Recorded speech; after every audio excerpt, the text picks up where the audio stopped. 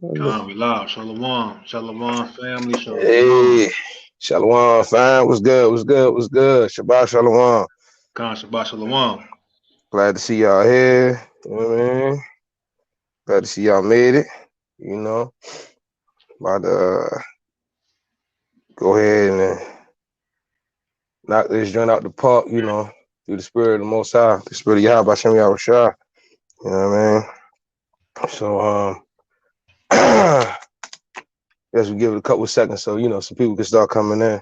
Khan, yes. Shabbat Shalom, everybody. We're going to give it a few seconds. Let Yeah, everybody join in. So, Lord willing, y'all having a blessed Sabbath, very edifying, restful Sabbath. We come, know this pagan day. man. It's ironic, right? It's funny how you have today is the Sabbath and also today is pagan. You know what? So it's like the Most High give you a choice. You have Yeah, to choose what you're going to do. You're either going to keep the Sabbath or you're going to participate in idolatry, basically. So straight facts. that's pretty it's pretty ironic. It's pretty funny. Straight facts. And I'm gonna tell you, I was happy because I was like, dang, finally, 1 year, nobody sent me no bull crap, hey, Merry Christmas. You know what I'm Nah, saying? And then I get a text. I'm like, man, look, look, you don't hit me up no other time of the year. You know what I'm saying? If it takes for one of these pagan holidays for you to hit me up, then just don't contact. You know mm-hmm. what I'm saying? Respectfully, and I hate to be that way. I hate to say that, but you know, but it but it is what it is. Brothers out here roasting in the not in the comments on the group text. But yeah, Hakeem Shalom. Hakeem in the uh, building. Shalom. Modest T. uh, Shalom. On from Santa right. Antonia Daniel. On from Santa right. yeah, that's it. That's little sis. Oh, Shalom. Khan. Shout out to little sis. You know what I'm saying?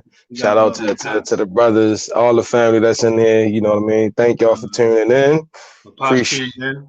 Yeah, hey, appreciate y'all patience. I'm burnt. I never had to set it up before. I never used StreamYard before. I didn't understand. I set the joint up as a live through YouTube. You can only live stream one joint. You know what I'm saying? So I didn't know you had to do it through StreamYard. So the brother A Money came in with the assist real quick. You know what I mean? To help the brother out. Appreciate that. You know what I'm Khan. saying? Absolutely. All praise to Uh-huh. the Father. Con. So let me see. Let me see.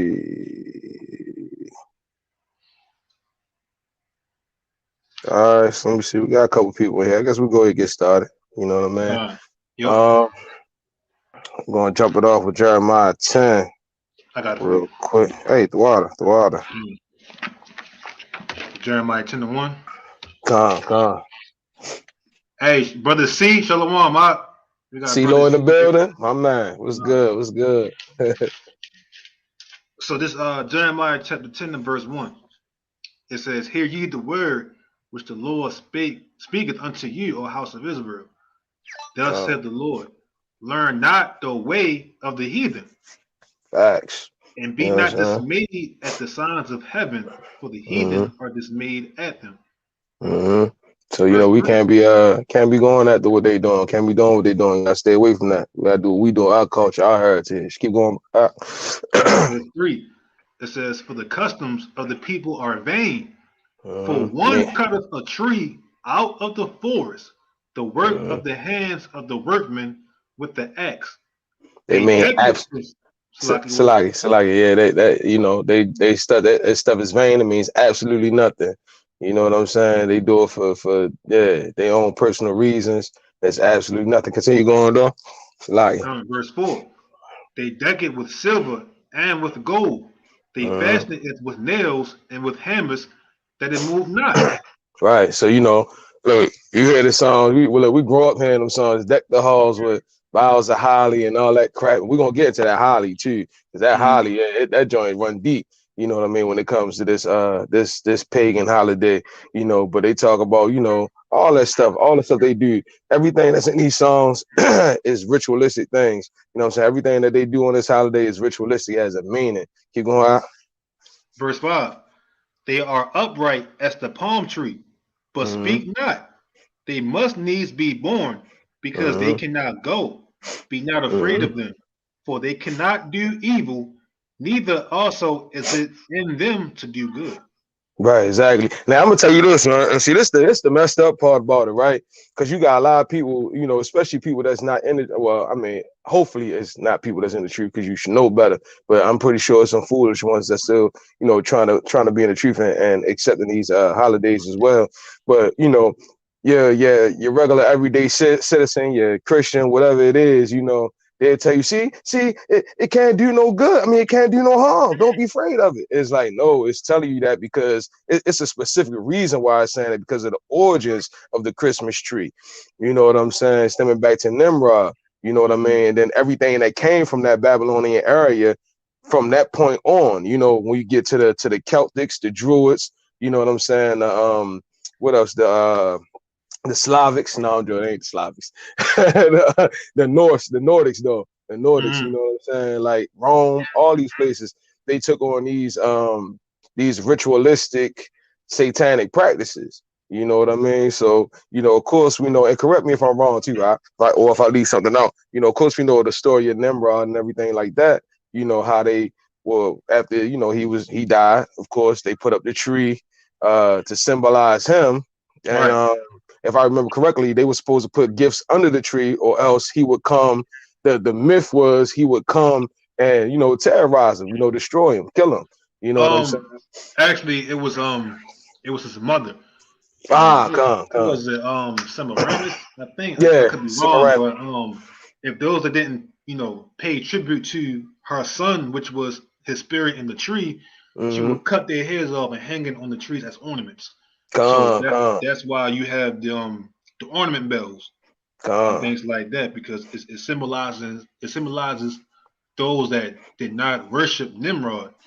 And the Mm-hmm. thing about it is, we have to realize, like, not just Christmas, but all the holidays that we keep, or the word participate in, it all has pagan origins. Like, none of these holidays Mm-hmm. that we keep has anything to do with the Most High, with Christ, Yahweh Shah, or anything regarding the Bible. And that's why, real quick, put a quick precept. This is Come. why the scripture says this right here in the first commandment. The very first commandment, one of the most important commandments the Most High gave us. I'm gonna read it real Come. quick, and then hand the floor back to you. But in Exodus chapter 20 and verse 1, it says, "And God spake all these words, saying, I am the Lord thy God, which have brought thee out of the land of Egypt, out of the house of bondage. Thou shalt have no other gods before me. Thou shalt not make unto thee Mm-hmm. any graven image or any likeness of anything that is in heaven above, or that is in the earth beneath, or that is in the water under the earth. Thou shalt not bow down thyself to them, nor serve them, for I, the Lord thy God, am a jealous God, visiting the iniquity of the fathers upon the children unto the third and fourth generation of them that hate me, and showing mercy unto thousands of them that love me and keep my commandments." So the point is, in Mm-hmm. that first commandments, he's teaching us, don't be following or serving or worshiping idols. That's the Mm-hmm. graven image. That's your molten images. That's that tree that people put up every year in their Mm-hmm. house. When we follow those customs and those rituals that, like the brother said, that goes back to paganistic rituals, it's idolatry. Yep. It's Facts. pure idolatry, and it's written in the first commandment. But you got to man it back That to you. that was a good precept too that you pulled. And look, and that also goes for your Star of David too, and that's a whole nother topic for another day. You know what I'm Mm. saying? But yeah, it goes for that as well. You know what I mean? Because that's not what you think it is.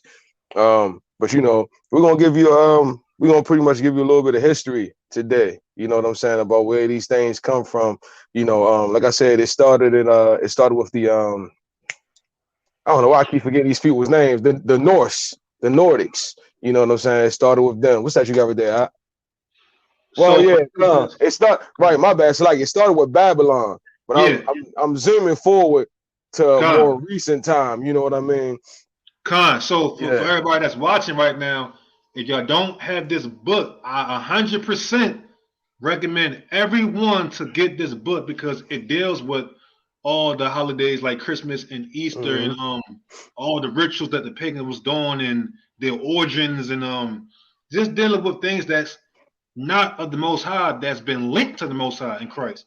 Right. So you'll get a thorough understanding of how these things became about when you read this. And it says the two Babylons or the papal worship proved to be the worship of Nimrod and his wife. Remember, thou shalt have no other God before me.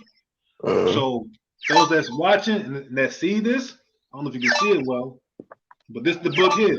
That's the name of it. The Two Babylons. I recommend everybody to get this book. It's a very informative read.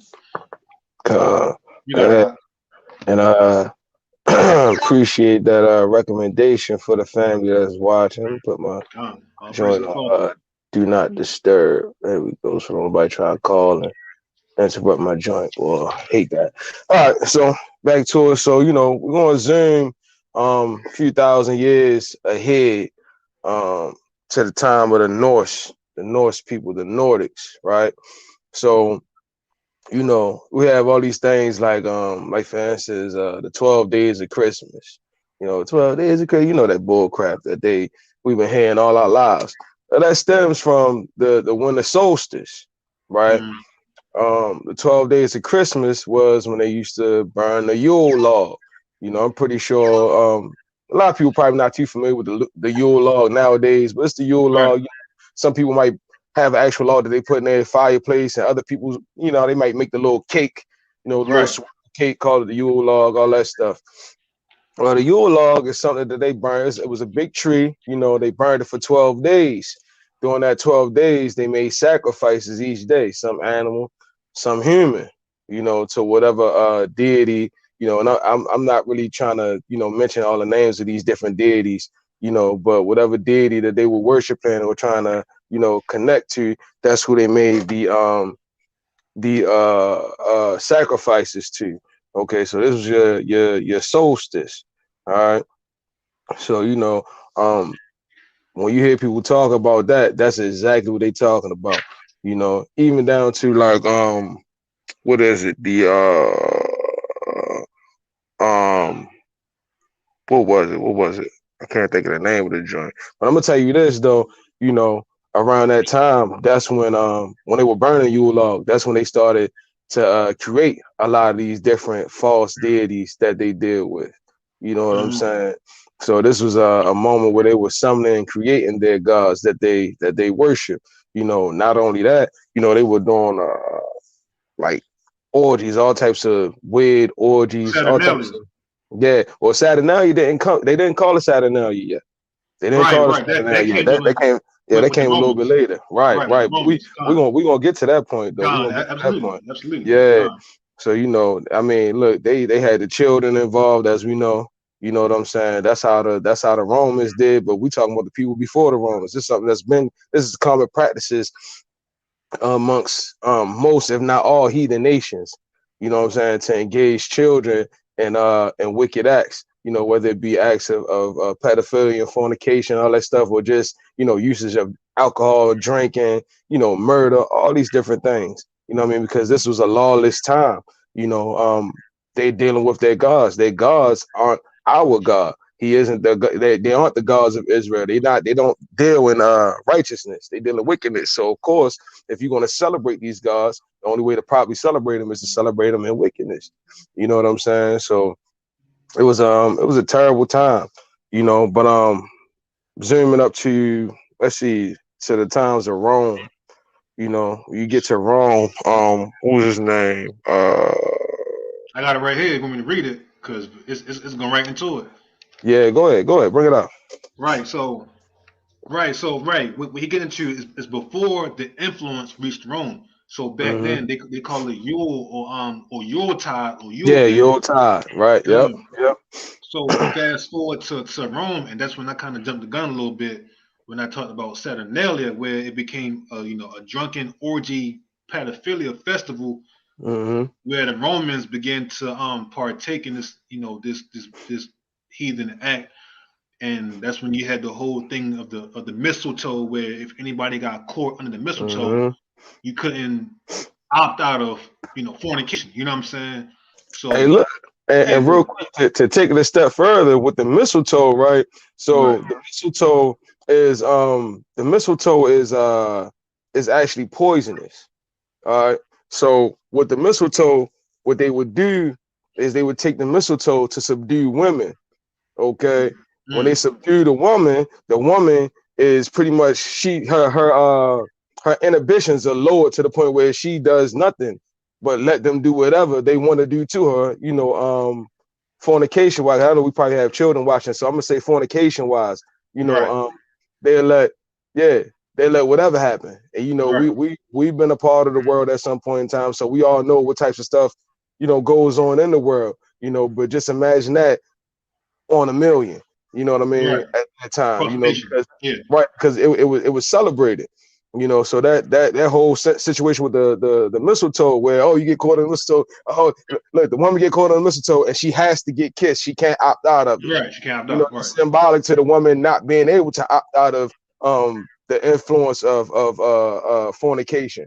You know right, what I mean? Because she was whatever was in that mistletoe. Yeah, it lowered her inhibitions to where she couldn't. right. So yeah, so exactly. So the point we just setting up now for the moment, we showing how these origins of what we know today as Christmas have nothing to do with Christ whatsoever. Nope. And this Nope. book that is recommended, and that I'm gonna read from, is gonna basically explain that. So check it out. So it says this is chapter 3 of the two Babylons, and it's talking about the festivals. And this is section 1 where it talks about Christmas and Lady Day.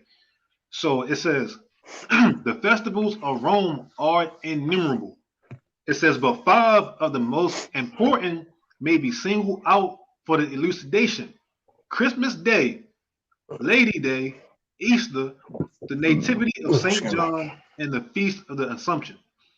It says each and all of these can be proved to be Babylonian. Uh-huh. It's all Babylonian. It's not nothing dealing with Christ. It's not Hebraic. It's all Babylonian. It's paganism. It Con. says, I'm gonna keep reading. It says, and first, as to the festival in honor of the birth of Christ or Christmas, because for the most part, in the world today, most of us, 95% of us, believe we are worshiping or celebrating Christ's birth. So um, that's the whole smoke screen of Uh-huh. what's actually happening on this day. Is well, you want to celebrate Christ's birth. So let's continue. It says, how come it that the festival was connected with December 25th? Because when you read the scriptures, it don't say anything about Christ being born on December 25th. In Not at all. fact, what we're going to read is Christ. The scriptures show or allude to him being born in the springtime and not the winter. And we're going to Uh-huh. break all of that down so we have a thorough understanding of how this day is not connected to Christ at all. And let me say this real quick. Another Okay. thing that that is because during that time, let me see the shepherds, right? When the shepherds were dealing with their sheep, the shepherds Mm-hmm. didn't look when the sun went down. Yeah, we're Everybody gonna was read like, it. Yeah, come, yeah, we're you gonna know read what it. I'm saying? It was too Come, cold. Gone. come. Yeah. We're definitely gonna read it. That's a good point. We're gonna read it because it talks about that. Mm-hmm. It says, there is not a word in the scriptures about the precise days of his birth. You're right. We don't read that. It says, or the time of the year when he was born. What is recorded there implies that at what time soever his birth took place, it could not have been on the 25th of December. At the time that the angel announced his birth to the shepherds at Bethlehem, they were feeding their flocks by night in the open fields. Look, real quick, get Luke chapter 2 and verse 6. Gotcha. Luke chapter 2 and verse 6, and I'm going to keep reading. It says, now, no doubt the climate of Palestine is not so severe as the climate of this country, but even there, though the heat of the day be considerable, the cold of the night from December to February is Mm-hmm. very piercing. Mm-hmm. So it says, and it was not the custom of the shepherds of Judea to watch their flocks in the open field later than about the end of October. So I mean, you talking about you in an open field, an open area, and it's cold. They was not doing that. There wasn't no North Faces back then. There wasn't no North Faces, no Columbia. No, it wasn't none of that. They was not out there in the dead of cold trying to tend to the sheep. No, it's not happening. No. It was all daytime. They do everything in the daytime. When the night come, everything in sheep, everything put up. We ain't playing no game. But it also showing that if they did it in the nighttime, it wouldn't be doing this at this season. It would either be spring or summer. Because at least during the nighttime, it's not cold, right? Or it's not as cold as like October. You know what I'm saying? Through the winter season. So the scriptures tell you that. Read it real quick. This is the book of Luke, chapter 2 and verse 6. And so it was that while they were there, the days were accomplished that she should be delivered. Right.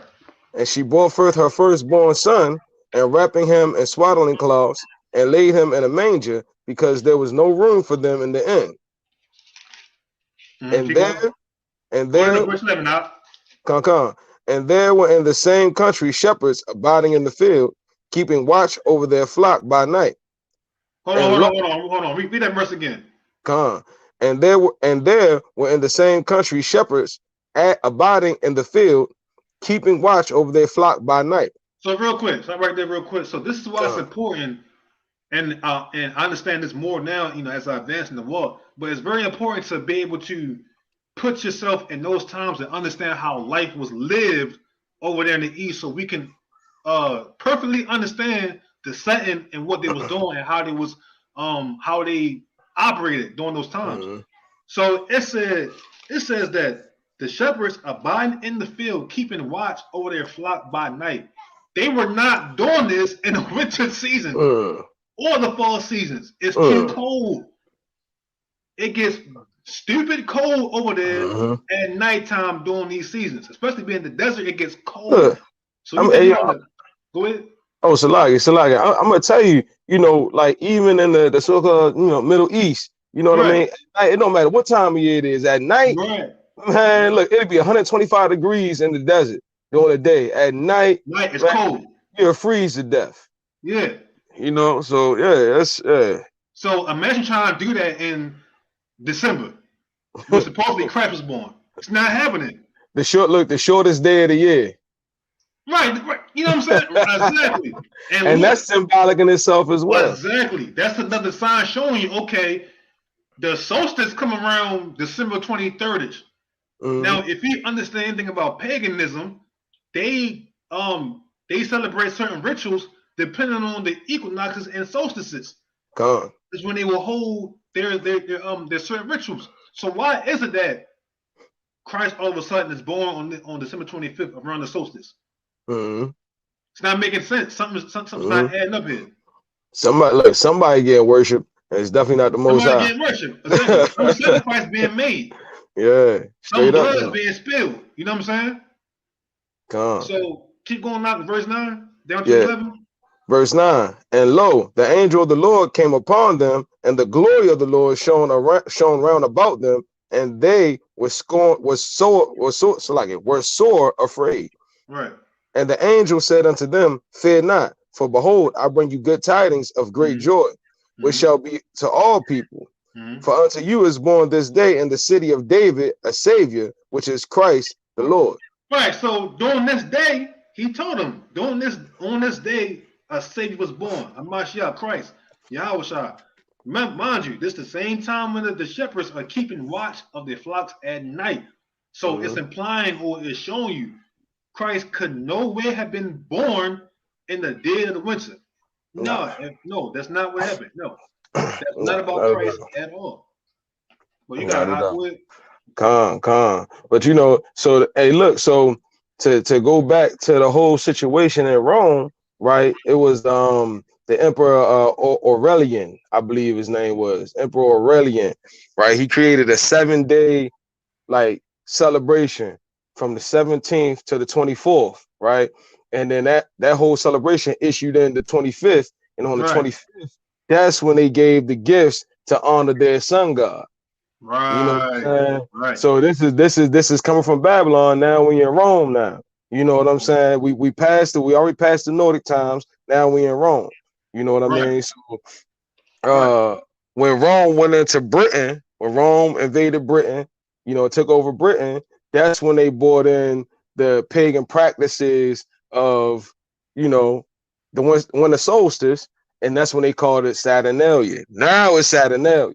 Mm-hmm. You know what I mean? To worship their god of, you know, the name is in the name of the holiday. You know what I'm saying? But that's the god they was worshiping. You know what I mean? So, you know, it got bad. It started getting bad from that point on, you know, to the point where the Roman Church, the Roman Catholic Church, started to take on some of these pagan practices, you know, and mix it with their form of Christianity. You know what I mean? So they could try to bring in more pagans Right. with the cause, you know. Right. So it was a terrible time. Like these people just doing whatever, rioting, looting, murdering, you know, Yeah. trying to connect with different spirits. You know what I'm saying? So it was a terrible time. It was a terrible time to the point where they had to outlaw it. Right. Right. Yeah. Yeah. Yeah. Uh, And a certain point, a certain time, it was actually banned in United States. Right. They banned it uh, at yeah, it one was point. bad. It was bad. It It was was bad. disgusting. It was bad. Yeah. Yeah, no, keep going. Keep saying what you're saying. No. Yeah. No. That was it. I was just gonna add to the whole point about, excuse me, about how Christ, or about how the scripture showing you that Christ couldn't have been born in the winter. Because Mm-hmm. even when you jump up to that same chapter in Luke, the second chapter in verse 1 through 5, Con. it explains in the book as well, but it talks about how at a certain point, I'll just read it. I'll read it. Yeah, go ahead, read it. It says, at the birth of Christ, every woman and child was to go to be taxed at the city whereto they belonged, whether some had long journeys, but the middle of the winter was not fitting for such a business, especially for a woman with child and children to travel in. Mm-hmm. So if you understand, again, how they was operating in Jerusalem, at certain points in time, they would get taxed at a certain a certain year, a certain point in the year they would get taxed. But Con. they didn't do it in the winter because of what we just read. It would be Mm-hmm. too much of a journey and too harsh because of the elements, because it's too cold out. You're trying to tax women in the wintertime, but they got children or they with child, they pregnant. So Right. it wouldn't be expedient to tax the people when they're gonna make a long journey in the dead of winter. And Mm-hmm. the scriptures say that, or it implies that. If you want to read it real quick, 1 through 5 Oh yeah. Con. in Luke, And Luke in 2. Luke chapter 2. Yeah. This is the book of Luke, chapter 2, and verse 1. And it came to pass in those days that there went out a decree from Caesar Augustus that all the world should be taxed. And this taxing was first made when Cyrenius was governor of Syria. Excuse me, Salaki. And all went to be taxed, every one into his own city. And Joseph also went up from Galilee, out of the city of Nazareth, into Judea, unto the city of David, which is called Bethlehem, because he was of the house of the lineage of David, to be taxed with Mary, his espoused wife, being great with child. Right. So even if let's say people don't know the origins of Christmas, if Mm, we just understood how life was lived in right. Jerusalem, just based off those two clues, we'll understand that. Well, wait a minute. This is merely impossible for Christ to be born December 25th, because this wasn't during a a cold period. Gone. This wasn't during a cold period. Neither did they set up trees and put gifts under it for Christ. They ain't holler about Merry Christmas to Christ being born. They didn't do that. If that was the case, we would see about how they was keeping festivals Mm, and in celebration of Christ. But at that when Christ was born, we don't see nothing else mentioning about his birth. nah, nothing at all. Nothing Nothing at at all. all. So look, right, Count. check it out. Mm, And that's why when we continue to read in the book, again, the two Babylons, this is what it says. I'm gonna jump down. It gone. says, indeed, it is admitted by the most learned and candid writers of all parties that the day of our Lord's birth cannot be determined, and that within the Christian church, no such festival as Christmas was ever heard of till the 3rd century. See, prime example. Right, there was no mentioning or no known practice of this holiday today of Christmas until the 3rd century, when Mayaka was going to the details earlier about how it went from Yuletide to Saturnalia, and then they finally merged it to Christmas to put Christ's name on it, whose sole purpose was to merge Christian or Christ followers into the worship of idols and paganism. Yeah, the whole point was to merge the two parties into one. So, real quick, and then I'm gonna hand it back. No, do your thing. So it says, I'm reading again. It says, no such festival as Christmas was ever heard of till the 3rd century, and that not till the 4th century was far advanced, like Mayaka just said, did it gain much observance. Then it says, how did the Roman Church fix on December 25th as Christmas Day? That's the next question. Well, okay, so how do we get December 25th? That should be the next question. It's going to answer it. It said, why thus? Long before the 4th century and long before the Christian era itself, a festival was celebrated among the heathen. It says, at the precise time of the year, in honor of the birth of the son of the Babylonian queen of heaven, meaning Tammuz. You understand who the queen of heaven is? I think it was Semiramis. Yeah, Semiramis. The son was Tammuz. Yep. And the father was, who was it? Was it Nimrod? Nimrod. Well, Nimrod really wasn't the father. You know what I'm saying? But they say, oh yeah, I'm pregnant from Nimrod. Like she pretty much tried to pull. Right. Yeah. So if you know who the queen of heaven is, then you know who her son is, which is linked to Tammuz, a Babylonian deity. So I'm gonna keep reading. It says, it may fairly be presumed that in order to consolidate from saying it right, the heathen, and to swell the number of the nominal adherents of Christianity, the same festival was adopted by the Roman Church, giving it only the name of Christ. So I just said it. All they did was just put Christ's name on it to have Christians or Christ followers to participate in paganism. That's all it was. That's all it was. It had nothing to do with the Messiah whatsoever. It was just to get Christians to sin, to commit idolatry. Yeah, literally. And that's all it was. Well, back then it wasn't called Christmas. They called it Christ Mass. Christ Mass, right. Christ Mass. It was Emperor Gregory I. Emperor Gregory I had Augustine incorporate all these things into the Roman Church, and they created Christ Mass. Right. You know what I'm saying? So, you know, it was like and it was described as like a Mardi Gras type event. You know, anybody know a Mardi Gras, you know, anything goes at Mardi Gras. Right. You know what I'm saying? That's the type of celebration they was having, a Mardi Gras style type celebration where anything goes. They was doing whatever. You know what I mean? All in the name of Christ Mass through the Roman Catholic Church. You know, let me cut you off. No, I was just gonna say it was just like, you know, open fornication on the street, drinking, drugs everywhere, children involved, riding, murder, all different types of stuff. Same stuff, you know, like and then look, I'm gonna tell you on top of that, right? So when they started to incorporate these things, I'm jumping ahead a little bit, but I gotta say it now while it's on my mind. When they started to incorporate these things, right? Like we jump a few hundred years ahead, right? When they started to incorporate these things going into like the 1800s and stuff like that, and they was trying to bring it back, trying to commercialize it, what they would do is they would give like children candy at the churches. They give them candy and little stuff like that to try to calm it down, whatever, bring the parents in. The same thing they did with that is the same thing they did with Halloween, so they can make Halloween a thing. You know, they started with giving them the candy and they started to soften it up, and now everybody's talking about, oh, Halloween. Even people in the church talking about, oh, Halloween. You know, Easter. And Easter. You know what I mean? And it's all pagan ritualistic, all satanic worship. You know what I mean? Yeah. False gods, false deities.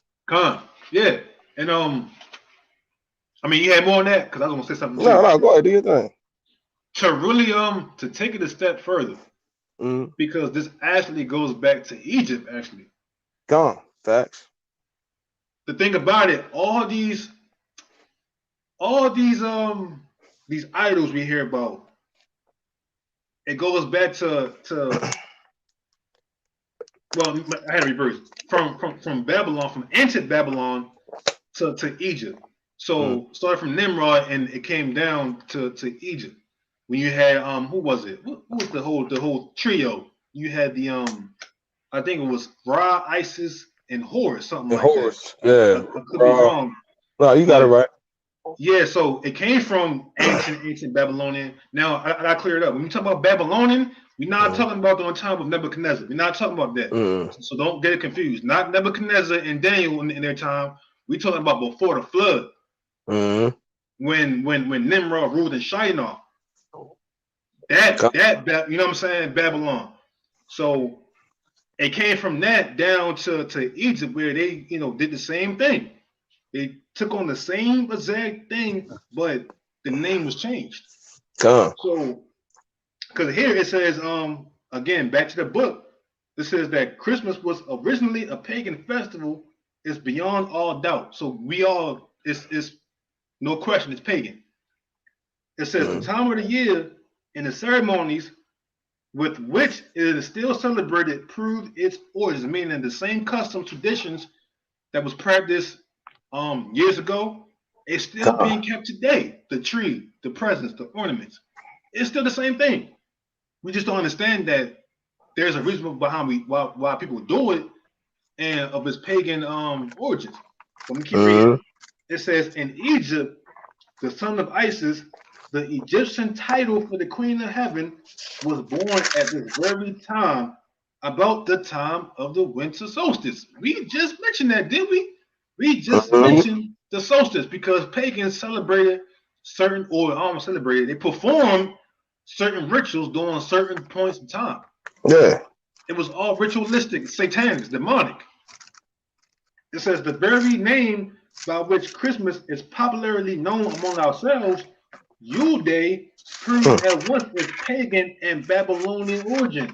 Yule is the Chaldean name for an infant or a little child, and as the 25th of December was called by our pagan Anglo-Saxon ancestors. So look, the guy who wrote this, he even telling you his own pagan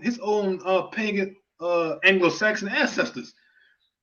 He said Yule Day or the Mm. Child's Day, and the night that preceded it, Mother Night, long before they came in contact with Christianity. See? That sufficiently proves the real character. So he's telling you this non-Israelite here is telling you this holiday, whatever, this hell day, Christmas, goes way back before it ever reached Christianity. Yeah. It don't Way again, back. it don't have nothing to do with Christ at all. No relation at all. It has no relation. Go ahead, Gone. Nah. Hey, look, you getting into it. I ain't even mad at you. Do your Con. thing. but hey, I'm gonna tell you. What was it? What was it? It was let me see. I got it written down right here. I'm gonna have to look at it real quick. Con. Is It's this the 16. Oh Oh yeah, yeah, right go there. ahead. Yeah, go ahead. All right, come. It was in 1652. Mm, 1652, after the execution of King Charles, uh, they outlawed the whole Saturnalia event, mm. right? But it only lasted 4 years because the people were demanding it come back. You know what I mean? And And at that that part I didn't know. yeah, right. It only lasted 4 years before it came back. The people demanded it back. Mm. They battled to keep it. You know what I That's mean? crazy. I didn't know that part. So, but I'm gonna tell you, anytime that it was banned, all they did was go on the ground with it. You know what I Yeah. mean? They Yeah. went on the ground with it. They weren't stopping. You know what I'm Mm. saying? But of course, there was consequences for that.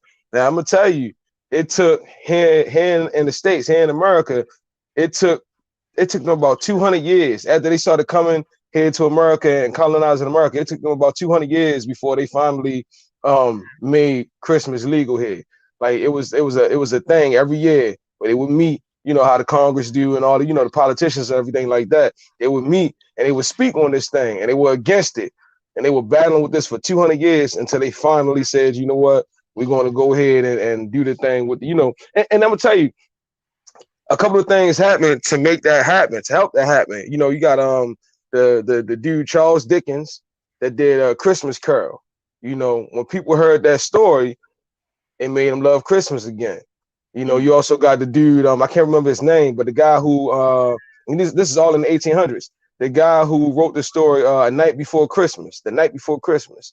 You know, they heard these stories and they sensationalized it. And that made people want Christmas back because now it went from being a drunken pedophilia fest, you know, to oh, okay, some jolly white man jumping through the joint and he bringing us gifts and the kids got to be nice and you know it's all good, the family and all that stuff. So they sensationalized it, you know, and then they made it a thing to where all the retailers were making money off of it as well. So it's like, look, money makes the world go round. You know what I'm saying? So when you got money tied up into something, people going to push it even harder. You know, and that's just what it is. Just like how they pushing this bacon thing. Like you got like now you look on TV, bacon on there, they got bacon donuts. You know what I'm saying? There's money behind it. And not only is it money behind it, but it's keeping the people in sin. Just like with Christmas, there's money behind it, but it's keeping people in sin. You know what I mean? So they know, like, yeah, it's killing two birds with one stone. You know? So it's ugly, man. It's real ugly. Yeah. It's real ugly. Yeah. And it gets uglier. It's more stuff that's about to come out. And it is. And that's why it's important to. This is why I'll read it real quick. Colossians 2:8. This is Colossians 2:8. Hey, look, I was about to tell you. I was literally about to tell you to pull that joint too. It's a spirit. It's a spirit. That's why Scripture says Colossians 2:8. It says, "Beware lest any man spoil you through philosophy and vain deceit." When we talk about these holidays, this is an example of vain deceit. Exactly. After the tradition of men, after the rudiments of the world, and not after Christ. This is why the scripture is saying that, because look at the whole entire world. The whole entire world is deceived about these pagan days. And that's why it's important to understand what we're following, so we will understand the trickery, the deception of idolatry. Remember, we're talking about the first commandment here. Yep. Thou shalt have no other gods before me. Now, in people's mind, they think they're celebrating Christ, but they're celebrating Nimrod and Tammuz and Semiramis and Isis and all them. Hey, look, take it a step further. A lot of people know. Right. You know what I'm saying? They said, well, I do it for the kids. No. Why? This is the thing that it's like, okay. First off, it drives me crazy because you're making it a normal practice for your children to do everything they can against the Most High. And you're saying it's okay because it's just for them. You understand what I'm saying? Like it don't man, just you can't take something that was meant for evil and make it good. Yeah, you can't sit here and take an actual ritual that was created to worship deities and try to turn it into something good or in reverence to the Most High. It don't work like that. Yeah. So reverence to the Most High, He gave us what we need to do. Right. That's why He says, you don't step outside of this. You don't step outside of this because everything else is evil, and that's a fact. When you really understand what the heck is going on behind the scenes and where this stuff come from, you'll realize, like, wait a minute, this ain't got nothing to do with God at all. He's telling us for no reason. Hey, yo, beware of that thing. Don't be spoiled and lied to and deceived by these traditions. Just because it's tradition do not make it right. That's what, real quick, I gotta pull it real quick. In Matthew 15. And let me tell you, it's strong delusion. I'm gonna say this while you grab the joint. It's strong delusion too. You know what I'm saying? Because people know and they keep going. And on top of that, we're not supposed to be of the world. Right. You know what I'm saying? We'll be set apart, separate, holy. You know what I mean? But traditions of man, that joint strong. I was raised like this. I've been doing this all my life. Right. I do it for the kids. You can go ahead out.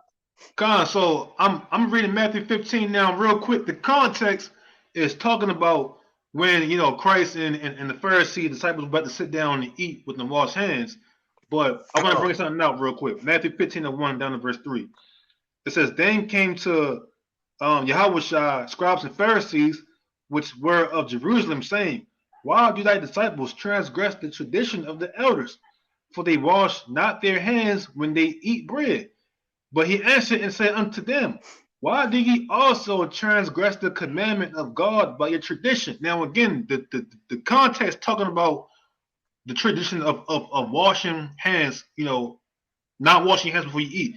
But look at it in the lens of what people are celebrating today. This is a worldwide tradition of men, tradition of heathens and pagans.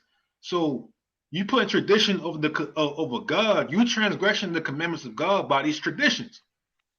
And that's the point I wanted to make. We can't choose tradition over the Most High commandments. Yeah. Again, that's idolatry. That's idolatry. When you start doing that, you showing what you really worship. Gone. You choosing Christmas over Feast of Lights, Feast dedications. You choosing what you worship. Today, it's on the Sabbath. You choosing to partake in family dinners and past gifts over resting and worshiping the Father and studying on the Sabbath. You're choosing that over the Father. Idolatry.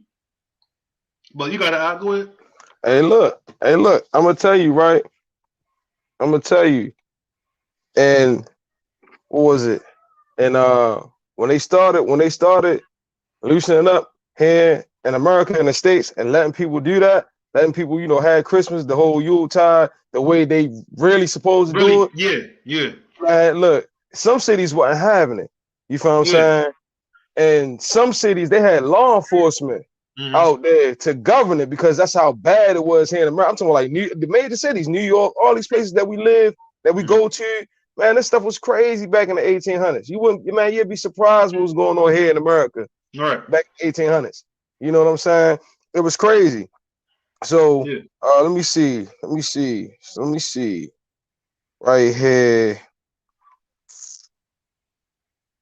Let me see. Okay, so it was the 19th century when they started implementing stuff. Remember, I was telling you about how they started giving candy and all that stuff. That stuff happened in the 19th century. Keep it real quick. Just say it again. So we can see it. What you I got it written down. These are my notes. I got written down. Come. So yeah, but Christmas was made legal in 1890.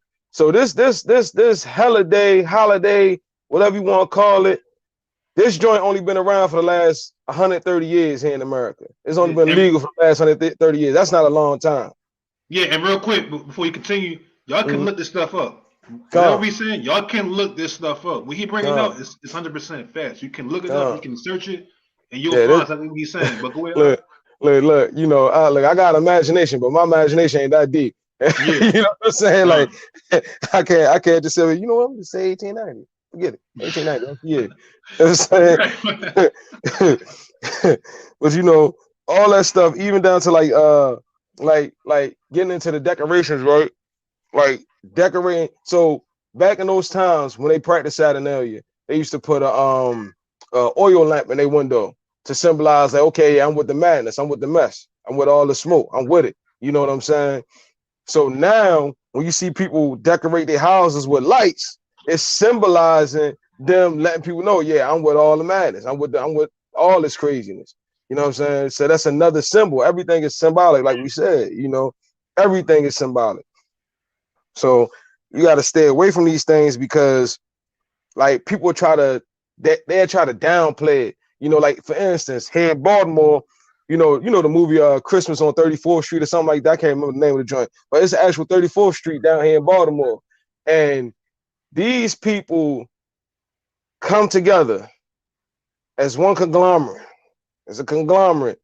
and they decorate the whole block, right? And they also decorate their houses, the inside of their houses. And this is like it's on the news, like it's a big thing every year.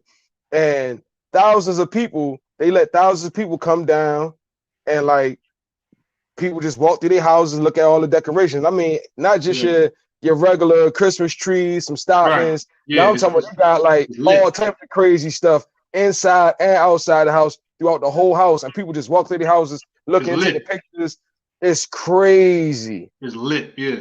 It's crazy. You know what I'm saying? I'm not gonna lie. Back when I was in the world, you know what I'm saying? I went one time. Yeah, You know what I yeah. mean? I went one time, and I said, Right. I'm like, yo, look, hey, look. I'm gonna tell you, you know, it wasn't none of our people. You know what I'm saying? It wasn't no disrespect away. It wasn't none of our people.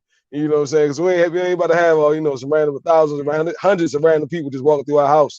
You know what I'm saying? Some of us got roaches, so we ain't with that. You know what I mean? But the whole point is like they make this thing a tradition, a ritual, you know what I mean? And they don't even know why they're doing it or what it means.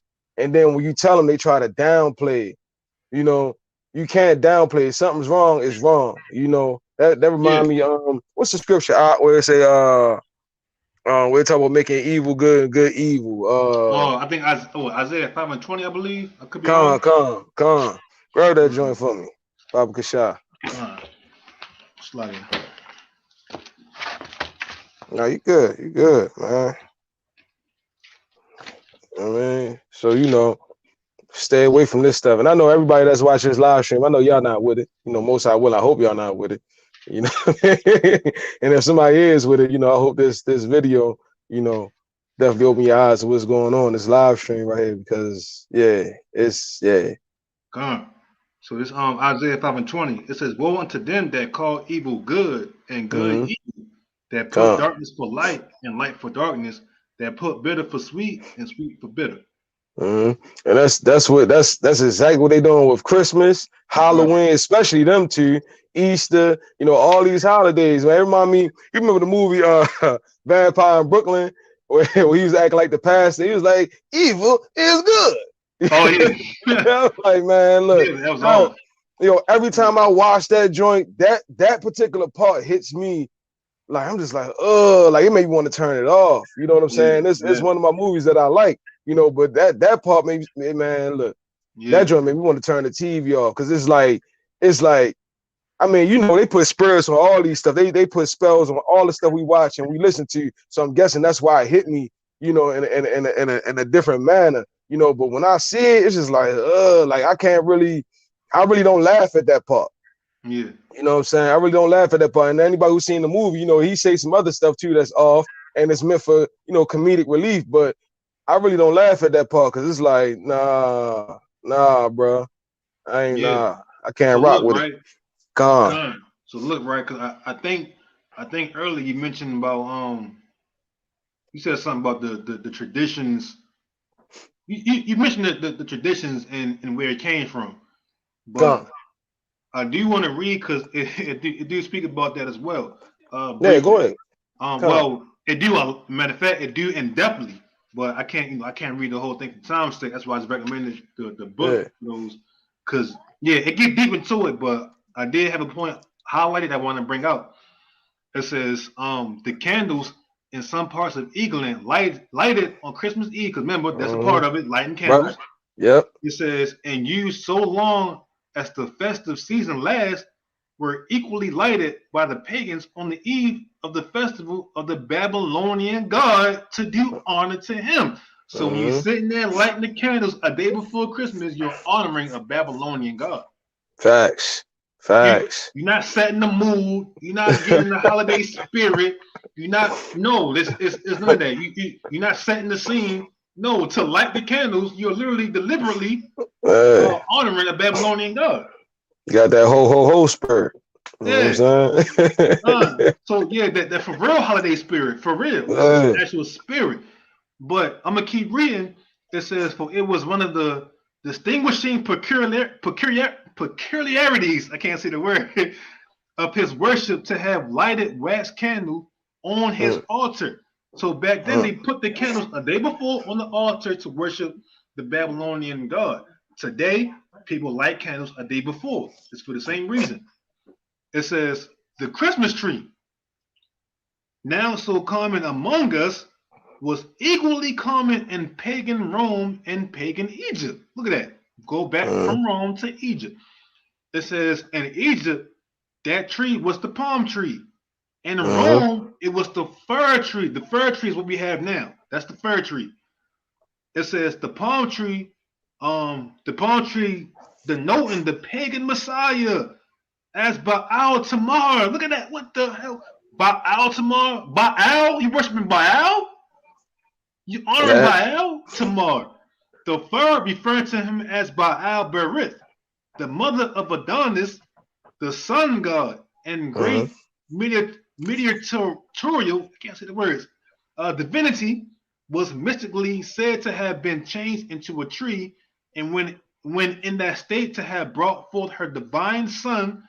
If the mother was a tree, the son must have been recognized as the man, the branch. And this entirely accounts for the putting of the Yule log into the fire on Christmas Eve. Remember, there's another thing. You like the damn what's it called?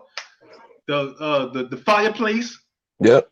Y'all seen it? Y'all did it. You put that Yule log up in the fireplace and put the candles. You set the candles out with the freaking socks, the stockings. We got the stockings. That's symbolic as well. You know what I'm saying? That's symbolic. About to get into that.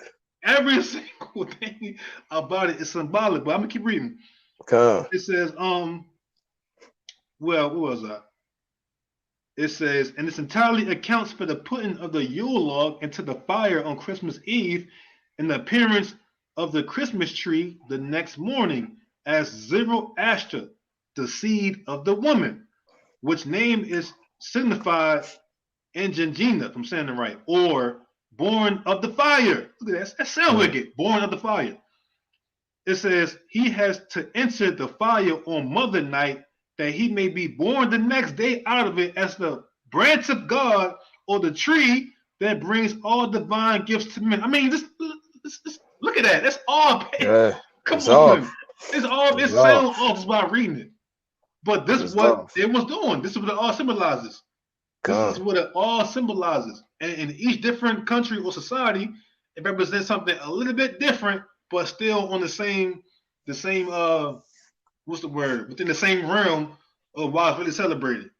You know, so it's this day is mad. This day is madness, is wicked, is evil, is idolatrous. It's just disgusting, man. This day is crazy. So it's important to understand this day so you're really fully aware of what the heck is going on today. And guess what? The pagans, they doing it for real today. They not doing this whole, it's about Christ and coming along family. No, they doing it for real. They worshiping their deities for real today. You know, man, so it's a man, I don't know if they still do it, but it's a out in Nevada, out in the desert in Nevada. They was doing it for some years, like perpetually, where they would have the actual celebration in the desert. And they literally doing all the practices that they not. I don't know nothing about, human sacrifice. I don't know if they went that far, but I wouldn't be surprised. But everything else, excuse me, when it comes to the pagan practices of Saturnalia, they do in the desert up there in Nevada. All right. They got their little children there and everything. You know what I'm saying? It's funny because I remember I was going to a store one time, and look, this how much they know, but not gonna tell you. I was going to a store one time, and like during this time they got deals and all that. You know what I'm saying? So I believe it was at the cart section where you put the carts in. They had like a deal, something, whatever percent off, and then at the bottom, the slogan was "You'll love it," but the "you" was spelled Y-U-L-E as in Yuletide. So they put you will love it, like telling you like, yo, you participating in this. Yeah, this is what you're doing. You don't even know it. This is not about Christ. No, it's Babylonian gods. Yuletide, your day. Yeah, man, stand for nothing. You fall for anything. Yeah, exactly. So they know the world powers to be know what's going on. They know what's happening right now, but they telling, oh, Christ. Yeah, no, it's not. Of course. Because the powers that be, they dealing directly with these entities. You know what I'm saying? They dealing directly with Satan. You know what I'm saying? So of course they know, and they want to bring everybody with them and make money while they doing it. Because Satan want to kill everybody. Satan want everybody to burn with him in the lake of fire. You know what I'm saying? Right. So one last thing I want to bring out, and then got it, but this is gonna make it blatant right here. I jumped to the next page. It says, therefore, the 25th of December the day that was observed at Rome as the day when the victorious God reappeared on earth, look at this madness, was held at the Natalis Invicti Solis, the birthday of the unconquered God. The Christmas tree is Nimrod. See? Straight up. Tell you. And like, that's what it all boils back down to. They could say it represents this, that. Even the people that are, that are holding these pagan practices, they can call it whatever false deity they want to, But at the end of the day, it all goes back to It all goes back to Nimrod, Tammuz, and Semiramis. Right. Before Egypt, before the Norse people, before Germany, before Rome, before Great Britain, before here in America. Everything that they doing goes back to Nimrod, Semiramis, and Tammuz. We're talking about thousands of years of paganism. That's ridiculous. Thousands. You know what I'm saying? And they just expounded on it. Yeah. Every century they expounded on it, getting crazy and crazy to the point where it got too crazy, and they had to say, because look, we all know Satan ain't gonna come to you and be like, I'm Satan. You know what I'm saying? Like he gonna come and hey, how you doing? Hey, look, I got this chicken for you, brother. You know what I'm saying? Like he gonna come as a friend. You know what I mean? He gonna come as something light. You know what I mean? Because he's a deceiver. That's how he deceives the people. So he deceiving the people by telling them, oh, hey, you just dressing up in the costume, getting some candy, Halloween. Oh, you pagan. Oh, you just giving some gifts in front of a tree with your family. Nah, Christmas, Saturnalia. No, it's pagan sun god worship. They took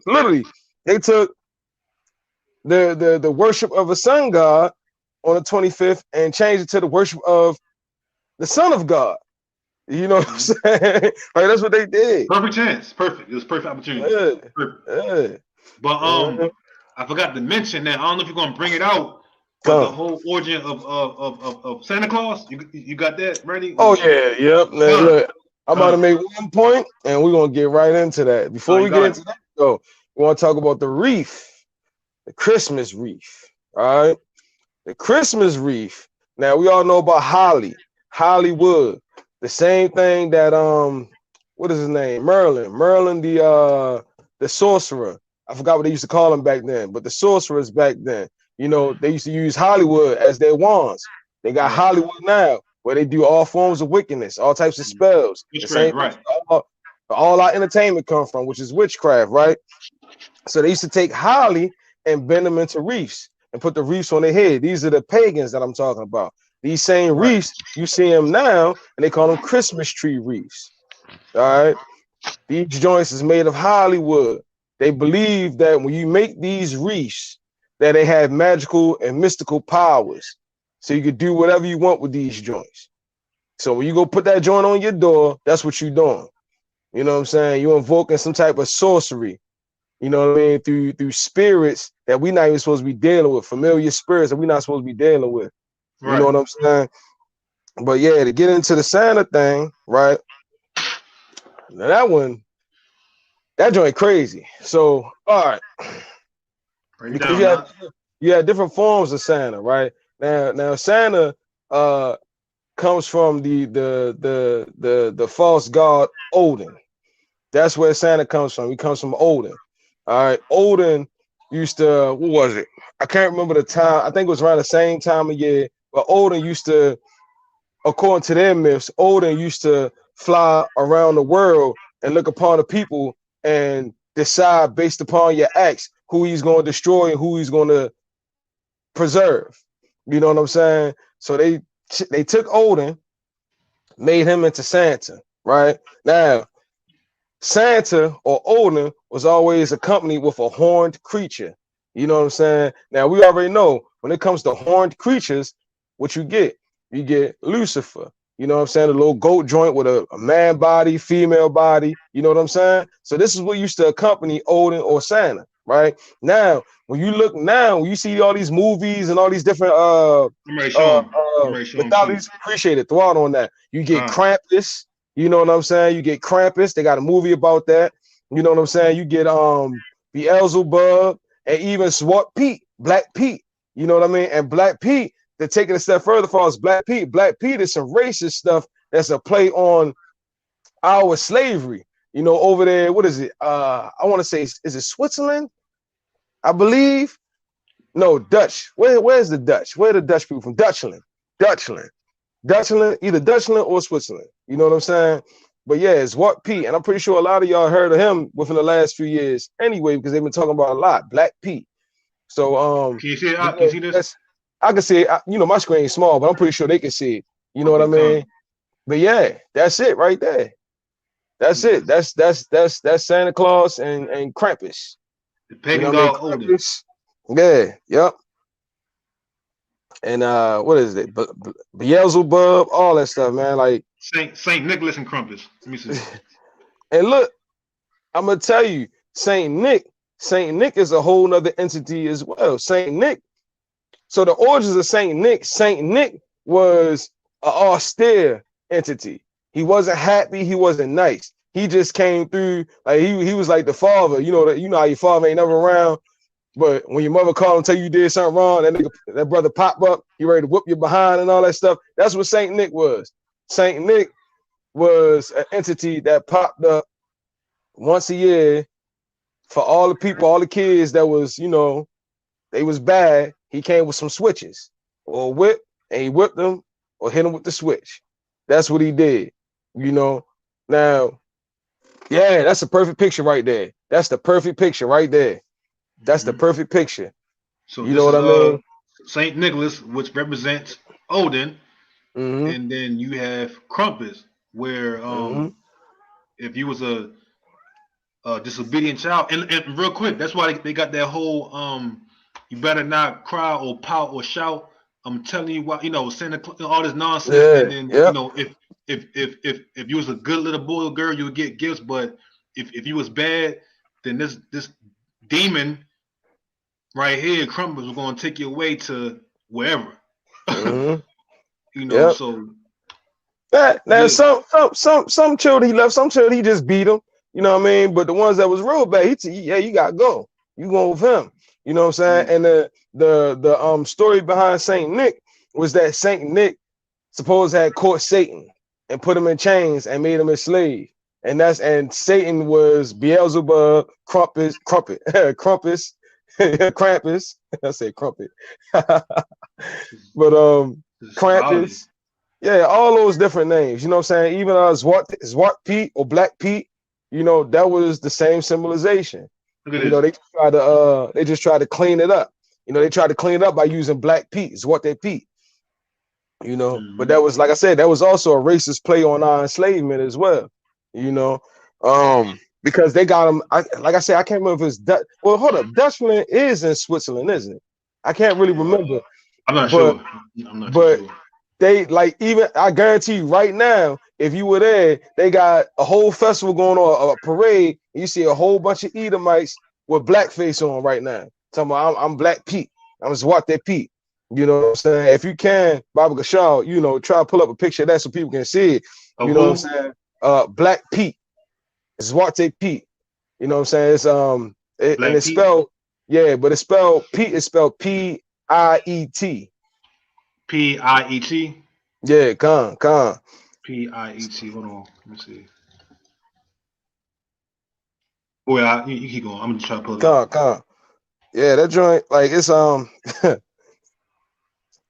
it's when I first seen it, I was already coming out. Like I ain't celebrate Christmas in years anyway. When I seen that, I ain't gonna lie, I was in a state of awe. If you, like I said, you see 100 Edomites in blackface. Oh yeah, hold on. Let me see. Yeah, I got it. Hold up. And they just looking crazy, and they try to cover it up by saying, "Oh no, that he black because he was going down the chimney, and that's the soot from the chimney." Yeah, perfect example. Oh right, yeah, it makes sense. Yeah, but see, when you see the actual picture of Black Pete, he has Negroid features, big lips, big nose. You know what I'm saying? It's a brother. Joint crazy, man. Yeah. That joint is crazy. So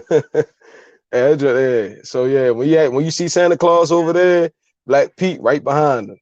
Wow. Dancing around, straight pickaninny. You know what I'm saying? Now there was also Santa Claus and the help of Black Pete. Yep. That's it right there. Yep.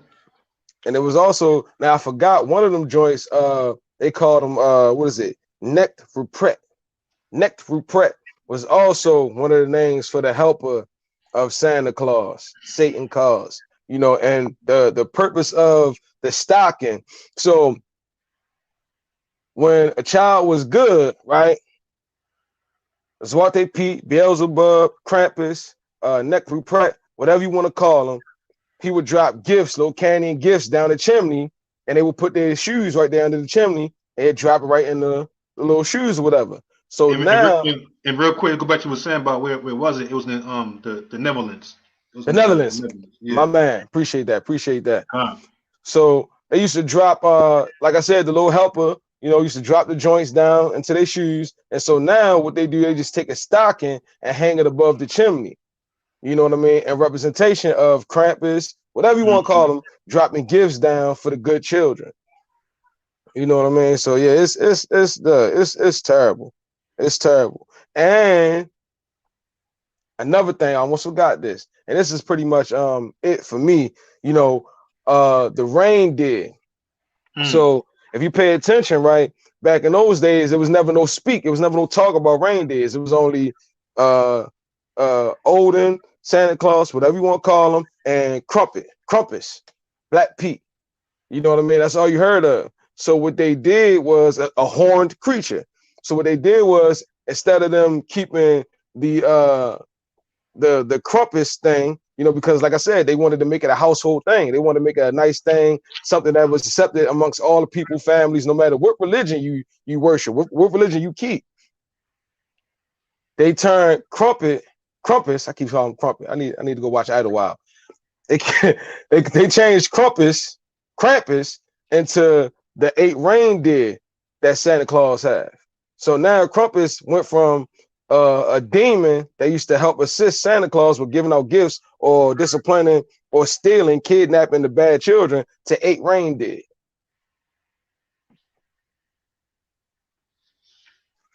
Say it again, Salaga. No, the people heard me. The people heard me. It's all good. Like, no, I was saying that Krampus went from being the helper of Santa Claus to the 8 reindeer. Oh, right, yeah. Come. Went to the reindeer.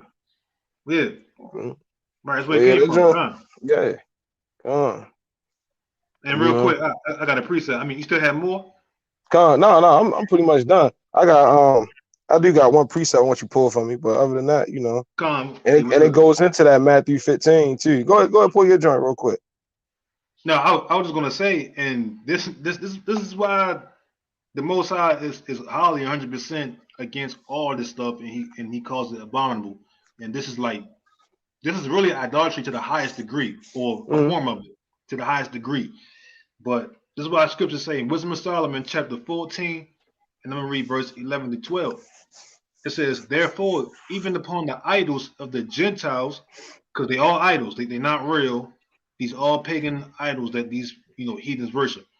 But it says, therefore, even upon the idols of the Gentiles shall there be a visitation, because in the creature of God they are become an abomination and stumbling blocks to the souls of men, and a snare to the feet of the unwise. For the devising of idols was the beginning of spiritual fornication, and the invention of them the corruption of life. Jump to verse 30. It says, howbeit, for both causes shall they be justly punished, both because they thought not well of God, giving heed unto idols, and also unjustly spoiled in deceit, despising holiness. So the Most High is not playing this kind of stuff right here, especially when you're fully aware of the highest magnitude of where this came from. You understand the Most High is not in this. He's not dealing with this. The Most High is against this 100%. Ain't no way you're going to sit here and participate in this day and think you're honoring the Most High. No. This thing has wicked, disgusting, abominable origins. It's not the Most High. It's not the Most High at all. So we not in any shape or form supposed to be having any kind of dealings with this day or any other so-called holiday. Hey, so real quick, Get Mark 7 and 8 for me. And this is the piggyback off when you pull Matthew 15. And for anybody out there, this is also a cut for anybody, mainly Christians that say, oh, he wasn't talking about he was talking about, yeah, you can eat anything because it's clean. It's not what goes in the man that defiles, it's what comes out. When you get into Mark 7, Yahweh Shai elaborates on what he was talking about in Matthew 15. So, if anybody ever try to hit you with that, that's also a cut too. But go ahead and read that precept for me, Abba Shai. You said Mark 7 and 18? No, 7 and 8. 7 and 8, Con. Con. It says, Mark 7 and 8, for laying aside the commandment of God, ye hold the tradition of men as the washing of pots and cups, and many other such like things ye do. Con. People turn away from the Most High. They turn away from the Most High just to be a part of something wicked, to feel good. Con. You know what I mean? To feel good, for acceptance, camaraderie, to be around a family. You know what I mean? All these different things, just for the sake of what they consider, what the world considers good, which doesn't matter. It doesn't matter, because the last thing you're gonna be able to do when you stand before the Most High, well, they was doing it. I did it for the kid. Like, come on, ain't nothing you gonna be able to say. You know what I mean? Because the Most High not worried about why you did it. You know what I mean? You did it. He told you not to do it. Many times, all throughout the scripture, said don't do it, and you did it anyway because you wanted to be with your family. You wanted to hang with your family. It felt good. It was nice. You know what I'm saying? You wanted to give something to your children, all that stuff. And then on top of that, a lot of times, look, these kids don't deserve that stuff anyway. They be bad as I don't know what. Kids deserve nothing. You still paying your rent money foolishly. Giving your rent money. God. You know what I'm saying? Putting yourself in debt just for Christmas. That's something we're not supposed to be celebrating anyway. Just for Nimrod. Just for Nimrod. Just for Nimrod.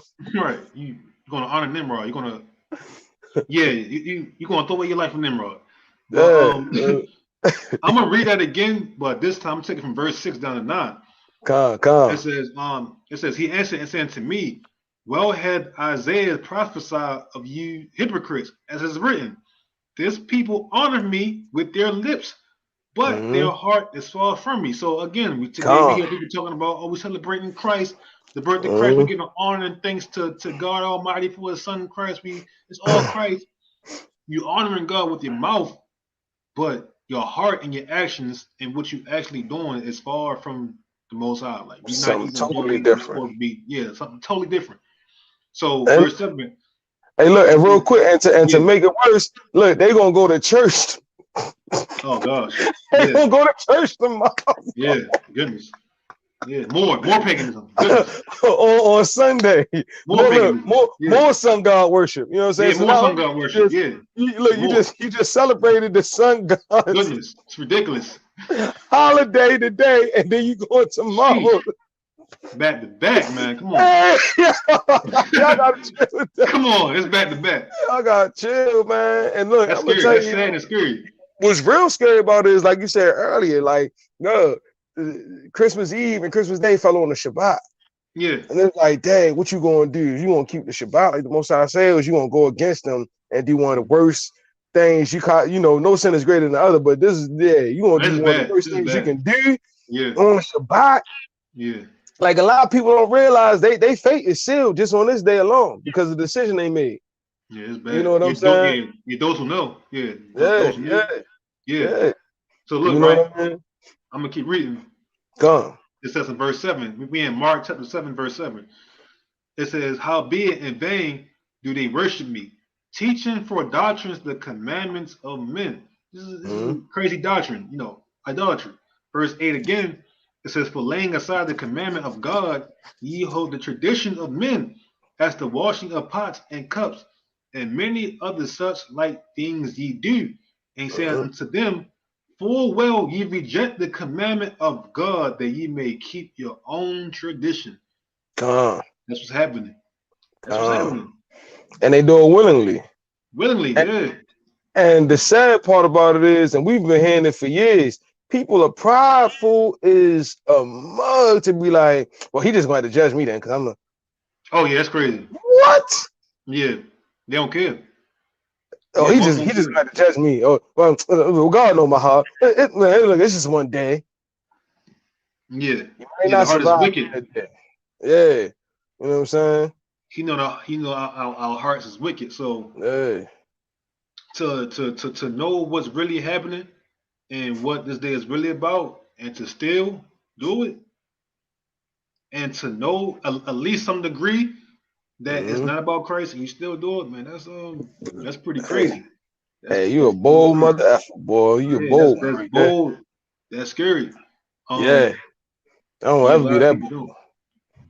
I don't Say ever it go again. that hard. I said I don't ever Yeah, be that bold, go that hard. You know what yeah. I'm saying? But That's yeah, I'm just bringing this out one last time, and that's pretty much uh, all I got. Unless you got something else. yeah, no, But I'm done. I'm tapped out. I'm gonna bring this out again one last time in Colossians 2:8, because this is it's imperative.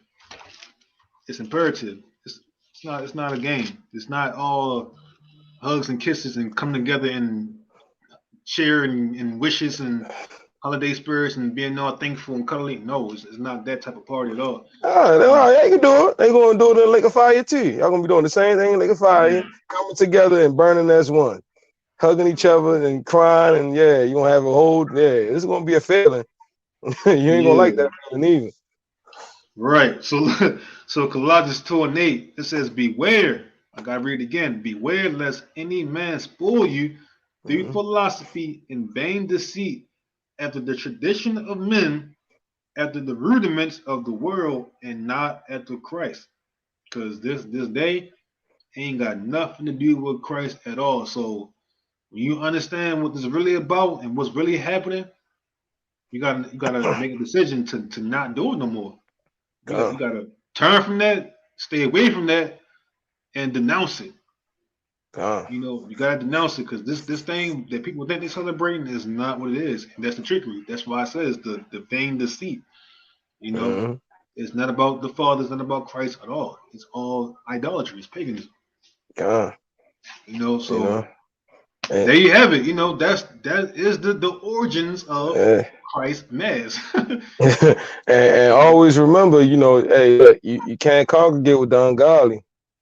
You know what I'm Right. saying? Can't congregate with the ungodly. 'Cause, yeah, something gonna happen to you. You think you good? I'm strong. I'm good. I can do it.